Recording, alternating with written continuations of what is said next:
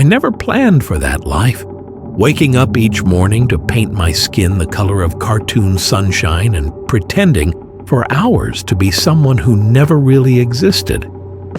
But you didn't always get to choose. Not when bills keep piling up and you're past the age where anyone wants your resume. For 6 months, I worked as a Homer Simpson impersonator at Joy Hill Park. Each day, I covered every inch of my skin in cheap yellow paint that promised to last through anything: heat, sweat, time. The first few times I used it, I noticed a tingling sensation around my cheeks and neck, an itch that stayed until I got home. I figured it was just the weather or something I'd adjust to. It didn't seem serious. People seemed to like me. They waved, smiled, and took photos. Most of all, they loved when I did the Homer Hedge meme. I practiced to get the timing right, easing backward into the bushes the park had planted for that pose. The leaves scratched my arms and sometimes left powdery residue, but I didn't complain. Lately, my shift was flooded with visitors lining up to take photos. They came one after another, each of them looking so eager. I didn't quite understand why. It wasn't until my manager pulled me aside that I found out attendance had doubled. Everyone was excited about that Homer Hedge meme I'd done. So I kept standing there, smiling, slipping into that bush more times than I could count. The kids were thrilled. The adults waited patiently in long lines. Meanwhile, the itching on my neck grew worse by the day, like a swarm of tiny needles digging in under the skin. Still, I kept going. Gritty dust from the leaves stuck to my face and arms, sinking into the paint and turning my skin rough, almost scaly. That week, my boss gave me a small cash bonus. I held it in my hands and thought about how long it had been since I could afford a full bag of groceries. That night, when I got home, I started feeling that something was wrong with my body. My arms were covered in blotchy red patches, and when I scratched them, thin flakes of yellowed skin came off beneath my nails. Under the bathroom light, I told myself it was heat rash or maybe a bad reaction to detergent. I didn't want to stop working. I couldn't. Then one day, someone's video of me doing the Homer Hedge meme went viral. My boss started treating me differently. He called me his golden goose. There was a big event coming up, and if things went well, he said I might even become the face of the entire park. I told myself, if I could just push through this one last time, maybe everything could finally change. I added another layer of paint, trying to hide the cracks along my jaw and behind my ears. It burned more than usual, but I told myself it would pass. Later that morning, I looked closely in the mirror and realized the yellow wouldn't come off. I had scrubbed until my skin burned, yet the color clung on, not as a stain, but as part of me. It wasn't paint anymore. It was my skin. Even beneath peeling scabs, the color stayed. A dull, sickly shade, like old plastic left in the sun. As I shaved, thin strips of skin slid away with the blade. The surface underneath wasn't smooth, but rough and cracked. Small raised bumps lined my cheek. I pressed one, and it burst with a thick, yellowish fluid that smelled sour and foul. I rinsed it away, but the smell lingered on my fingers, sharp and wrong, like something rotting inside me. I told myself it would be fine, just get through the event, then go see a doctor. On the day of the festival, the park was more crowded than ever. I stepped into place, waved, and the first group of kids came running. I smiled, raised my arms in Homer's pose, and leaned into the hedge. That's when something inside me pulled tight, like a string snapping in my chest. My arms trembled. My knees gave out. I remembered falling, the gasp of the crowd, the blur of faces. My cheek hit the pavement, and I felt something peel away. There was no sharp pain, just a wet warmth. I saw a piece of my face, yellow, frayed, lying on the ground beside me. A guard rushed over and reached out, but when his hand touched my arm, he recoiled. His glove was smeared with thick, amber-colored slime. I tried to speak, to explain, but my lips cracked, splitting open. More yellow seeped through. My skin started tearing in long, curling strips. Beneath it, the flesh was soft, swollen, oozing and raw, like meat gone bad. I heard screams. People backed away. I tried lifting my hand, but it barely moved. My joints were stiff, frozen in place. I didn't know what had happened in that bush. Maybe it was the paint, or the heat, or that powder that clung to the leaves. Maybe it was everything, working together, day after day, until my body couldn't resist anymore. Now I sat in a room with white walls and locked doors. They said I was sick. They wouldn't bring me a mirror, but sometimes I caught glimpses in the glass. I still saw yellow. And sometimes the screams came back to me, along with the stunned faces frozen in fear.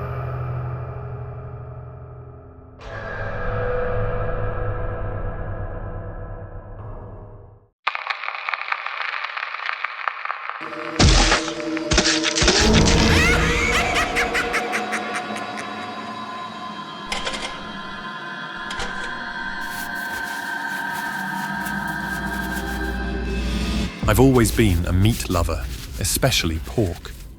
Bacon in the morning, grilled ribs for lunch, a steaming bowl of pork belly stew for dinner. I couldn't get enough. Pork was my life, my comfort, my joy. If anyone asked, I'd joke, if pigs could talk, they'd probably hate me. But I never really thought about it, not until that day. It started like any other. I headed out to buy fresh pork for dinner. I was walking to the local butcher, already tasting the crispy pork belly I planned to cook. The air was oddly still, no cars, no chatter, just an eerie silence that clung to the streets. The hairs on the back of my neck stood up, but I shrugged it off. Maybe it was just a slow day. As I rounded the corner, something heavy smashed into the back of my head. Pain exploded behind my eyes, and the world faded to black. When I woke up, I was in a cage. Iron bars surrounded me, cold and unyielding. Around me, other people were trapped in similar cages, their faces pale and terror-stricken. Some were crying, others murmuring prayers. My head throbbed, and I struggled to piece together what had happened. "What's going on?" I whispered. But no one answered. Then I heard it. Heavy footsteps, slow and deliberate. My heart thudded in my chest as a shadow loomed outside the cage, and then it stepped into the light. It was Peppa Pig, or at least it looked like her, but not the cheerful cartoon character children adored. No, this was a monstrous version, a grotesque parody. Its pink skin was raw and glistening, like slabs of uncooked meat. Its mouth was lined with jagged, razor-sharp teeth. "Welcome," it growled, voice guttural and chilling. It held a clipboard in one clawed hand, scanning the group like a predator choosing its prey. "Name," it demanded from the first person. When they stammered out a reply, the creature consulted its clipboard. "You've consumed approximately 500 kilograms of pork in your lifetime," it said, voice dripping with malice. "That's roughly 100 kilograms of flesh I'll need in return." Before the man could respond, Pepper grabbed him and dragged him out of the cage. His screams echoed as he disappeared into the shadows. Pepper led him into a dimly lit room that looked like a slaughterhouse. The metallic stench of blood was overwhelming. Through the bars, I watched as she strapped him to a table. His screams echoed as her cleaver came down. Blood splattered across the walls, pooling beneath the table. I gagged, bile rising in my throat. The next person was taken, then the next. Each time, the creature read out the weight of pork they'd consumed as if it were a sentence, a tally of their sins. And each time, the screams grew louder, more desperate. I couldn't move. I couldn't think. My stomach churned with fear and nausea. Then I heard it again. The wet, sickening thud of a cleaver meeting flesh. Blood sprayed across the walls, dripping down like a grotesque waterfall. Hooks hung from the ceiling, swaying gently with chunks of human meat impaled on them. My turn was coming. I knew it. I began twisting and pulling at the ropes binding my wrists, ignoring the sharp pains they dug into my skin. My fingers trembled, slick with sweat, but I refused to stop. My experience with tying and untying pork roasts had taught me how to handle knots, and I clung to that skill now like a lifeline. The creature stood before me, flipping through its clipboard. Finally, it stopped and grinned, revealing rows of jagged teeth. It hissed, its glowing red eyes narrowing. A pork lover, aren't you? Let's see. 750 kilograms. Quite the appetite.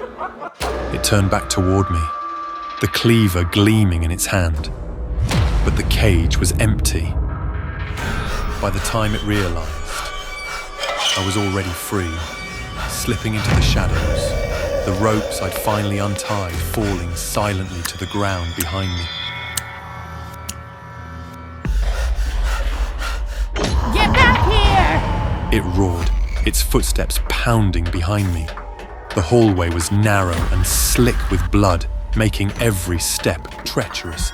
My breath came in ragged gasps as I ducked and weaved, desperate to escape. I spotted a large cabinet and dove underneath, curling into a ball and holding my breath. The creature stormed into the room, sniffing the air like a bloodhound. Its glowing eyes scanned the space, passing over the cabinet. I squeezed my eyes shut, praying it wouldn't find me. Then she crouched. Found you! She snarled, her teeth gleaming. Before she could find me, chaos erupted outside. Shouts, crashing metal, the sounds of people fighting back. Pepper hesitated, her ears twitching at the noise. Stupid pigs! It muttered before stomping out to deal with the commotion. I didn't waste a second. Crawling out from under the cabinet, I bolted in the opposite direction, following the faint glow of daylight. My legs burned, and my lungs felt like they'd collapse. But I kept running. That night, I sat in my apartment trembling, unable to close my eyes without seeing its face, hearing the screams. The thought of pork, of bacon, of ribs, it made me sick. I didn't need to think twice. I'll never eat pork again.